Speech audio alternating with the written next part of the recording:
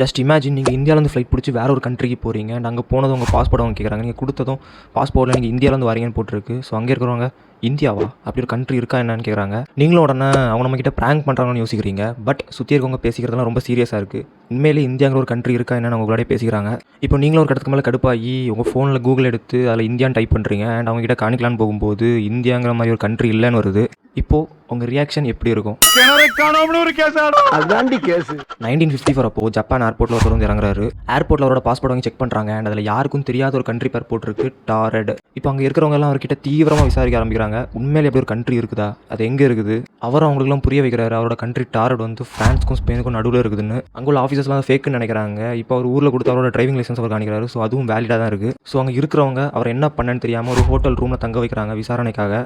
But அன்றைக்கி நைட்டே அவர் அந்த ஹோட்டல்லேருந்து அவரோட மொத்த டாக்குமெண்ட்ஸோட காணாமல் போகிறாரு. பல பேர் அவர் வந்து டைம் ட்ராவல் பண்ணிட்டாருன்னு சொல்கிறாங்க. பல பேர் அவர் வந்து வேறு யூனிவர்ஸ்க்கே போயிட்டாருன்னு சொல்கிறாங்க. அண்ட் ரிசர்ச்சில் இது வந்து 1950s பேசப்பட்ட ஒரு ஃபிக்ஷனல் ஸ்டோரி, கற்பனை கதைன்னு சொல்கிறாங்க. ஏன்னா இதுக்கு வந்து எந்த போலீஸ் ரெக்கார்டும் கிடையாது அண்ட் எந்த நியூஸ்லேயும் வரல. இந்த அர்பன் லெஜண்ட் ஸ்டோரி உங்களுக்கு பிடிச்சிருந்துன்னா இந்த வீடியோக்கு லைக் பண்ணிட்டு இந்த ஸ்டோரி எப்படி இருந்துன்னு கமெண்ட் பண்ணிட்டு போங்க. பை.